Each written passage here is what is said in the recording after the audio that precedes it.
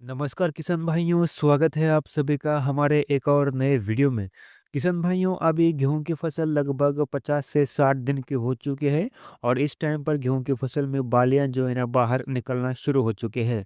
तो अब ये गेहूं की फसल में दाना भराव का काम चालू हो चुका है। तो अब हम इस टाइम पर गेहूं की फसल को कौन सा ऐसा स्प्रे करें जिससे हमारे गेहूं की फसल के बालियों में दाना भराव अच्छे से हो, दानों की साइज मोटी हो, दाने वजनदार और चमकीले हो। इसके लिए हमें इस टाइम पर गेहूँ की फसल को कौन-सा स्प्रे करना चाहिए, कौन-सा खाद देना चाहिए और गेहूँ की फसल की सिंचाई हमें कैसे करनी चाहिए। आज हम इस टॉपिक पर पूरी ए टू ज़ेड जानकारी लेने वाले हैं, इसलिए इस वीडियो का कोई भी पार्ट बिल्कुल भी स्किप किए बिना इसको शुरू से लास्ट तक ज़रूर देखना। अगर आपका इस वीडियो को लेकर कोई सवाल या कोई सुझाव हो तो इस वीडियो के नीचे कमेंट बॉक्स में कमेंट करके अपनी राय मुझे ज़रूर बताना। और ये भी बताना कि आप ये वीडियो कहाँ से देख रहे हो, ताकि मुझे भी पता चल सके कि मेरे वीडियो देश के कौन-कौन से राज्यों में देखे जा रहे हैं या फिर देश के बाहर किस देश में देखे जा रहे हैं। तो कमेंट करके मुझे ज़रूर बताना। तो चलिए फिर शुरू करते हैं आज के इस खास वीडियो को। किसान भाइयों, क्या आप भी परेशान हैं कि आपके पड़ोस वाले खेत में गेहूं की बालियां आपके गेहूं की बालियों से लंबी और चमकदार है, लेकिन आपके खेत में गेहूं की बालियां छोटी और उसमें दाना भराव ठीक से नहीं हो रहा है या फिर दानों का साइज नहीं बढ़ रहा है? तो क्या आप भी चाहते हैं कि आपने गेहूं की फसल की बालियों की लंबाई बढ़े, उसमें दाना भराव ठीक से हो, दानों का वजन और दानों की चमक बढ़े, ताकि मार्केट में अपने गेहूं को ज़्यादा भाव मिल सके?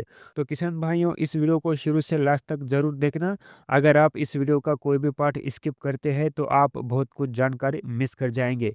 इसलिए वीडियो का एक एक पार्ट बहुत ही ध्यानपूर्वक देखना। दोस्तों, गेहूं की फसल की बालियां लंबी होगी या छोटी रहेगी या उसमें दाना भराव ठीक से होगा या नहीं, ये सारा डिफरेंस आता है गेहूं की फसल के मैनेजमेंट से, यानी देखभाल से। अगर आप गेहूं की फसल की अच्छे से देखभाल नहीं करते हैं या फिर उसको सही टाइम पर सही सिंचाई नहीं करते हैं या सही न्यूट्रिएंट्स या सही पोषक तत्व नहीं देते हैं, तो ये सारा प्रॉब्लम गेहूं की फसल में आपको देखने को मिलता है। तो आज हम इस वीडियो में गेहूं की फसल के उस सबसे बड़े पोषक तत्व के बारे में बात करेंगे जिसे वैज्ञानिक भाषा में मोनोपोटेशियम फास्फोरेट कहते हैं और हम किसानों की भाषा में इसे एमपी के 05234 कहते हैं। आज के इस विशेष वीडियो में मैं आपको सिर्फ इसका स्प्रे कैसे करना है वो नहीं बताऊंगा, बल्कि आपको इसके पीछे की पूरी साइंस समझाऊंगा।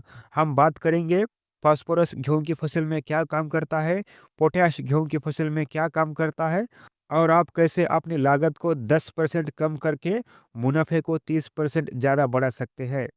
दोस्तों, 05234 में पहला अंक 0 है, यानी नाइट्रोजन इसमें बिल्कुल नहीं है। क्यों नहीं है? क्योंकि जब गेहूँ गबोट अवस्था में आता है तो उसे लंबाई नहीं बढ़ानी होती है। उसे इस अवस्था में बालियों का विकास करना होता है और उसमें दाना भराव अच्छे से करना होता है। अगर आप इस समय पर गेहूँ की फसल को यूरिया यानी नाइट्रोजन देते हैं तो पौधा बालियों का विकास छोड़कर हाइट बढ़ाने में लग जाता है, जिसके कारण पौधे की लंबाई उम्मीद से ज़्यादा बढ़ जाती है और तने जो है ना पौधों के एकदम खोखले व पतले हो जाते हैं, जिसके कारण अगर थोड़ी सी भी हवा चलती है तो फसल गिरने के चांसेस बहुत ज़्यादा बढ़ जाते हैं। और आपको तो पता ही होगा किसान भाइयों, अगर गेहूं की फसल ज़मीन पर गिर जाती है तो उसमें दाना भराव ठीक से नहीं होता है। दाने एकदम पतले पतले बनते हैं, दानों के वजन एकदम हल्का होता है। तो इसलिए इस टाइम पर गेहूं की फसल को नाइट्रोजन यानी यूरिया की नहीं बल्कि फास्फोरस और पोटाश की सबसे ज़्यादा ज़रूरत होती है, जो एमपी के 05234 में अच्छी मात्रा में मौजूद है।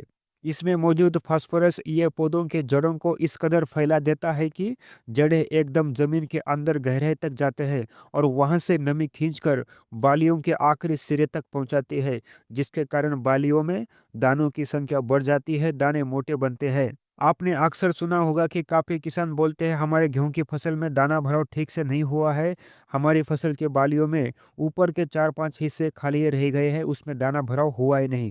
तो इसी कारण से होता है। इसके बाद एमपी के 05234 में मौजूद पोटेशियम 34%, ये पोटेशियम पौधों का ह्यूमिडिटी बूस्टर है, ये दानों की चमक और दानों का वजन बढ़ाता है। किसान भाइयों, भारतीय कृषि अनुसंधान परिषद और विभिन्न कृषि विश्वविद्यालयों की रिसर्च ये बताती है कि गेहूं की फसल में स्प्रे का समय कैलेंडर की तारीख से नहीं बल्कि गेहूं के पौधों की हालत को देखकर तय होता है। दोस्तों, जब आप गेहूँ की फसल के पौधों के तने को छूते हैं तो आपको वो थोड़ा मोटा और थोड़ा फूला हुआ महसूस होता है। तो इसे कहते हैं फ्लैग लीफ का निकलना। रिसर्च ये बताती है कि अगर इस समय आप गेहूँ की फसल को स्प्रे करते हैं तो फ्लैग लीफ की उम्र बढ़ जाती है। और याद रखिएगा, गेहूँ का 70% दाना इसी एक पत्ते की ऊर्जा से भरता है। अगर आप बाली निकलने के बाद स्प्रे करते हैं तो फास्फोरस का काम खत्म हो चुका होता है, तब आपको वो रिजल्ट नहीं मिलेंगे। इसलिए जब बाली तने के अंदर ही गर्भावस्था में होती है तभी 05234 का स्प्रे करना सबसे अच्छा होता है किसान भाइयों। तो मैं आपको अब वो कॉम्बिनेशन बताने वाला हूँ जिसे बड़े बड़े प्रगतिशील किसान इस्तेमाल करते हैं। तो किसान भाइयों, एमपी के 05234 के साथ बोरॉन 20% वाला 100 ग्राम प्रति एकड़ खेत के लिए 05234 में मिलाकर स्प्रे करें। ये परागण की नलिका बनाता है। अगर परागण सही नहीं हुआ तो गेहूं की फसल के बालियों में दाने गैप छोड़कर भरेंगे, तो बोरॉन इसी गैप को भरने का काम करता है। तो दोस्तों, उम्मीद करता हूँ मेरा ये छोटा सा वीडियो आपको जरूर पसंद आया होगा। वीडियो यदि आपको पसंद आता है तो किसान भाइयों, वीडियो को एक लाइक करके चैनल को सब्सक्राइब जरूर कर देना। अगर आपका इस वीडियो को लेकर कोई सवाल या कोई सुझाव हो तो दोस्तों नीचे दिए गए कमेंट बॉक्स में कमेंट करके अपनी राय हमें जरूर बताना। तो चलिए फिर मैं मिलता हूँ आपको फिर किसी नए वीडियो के साथ। तब तक के लिए धन्यवाद। जय जवान जय किसान।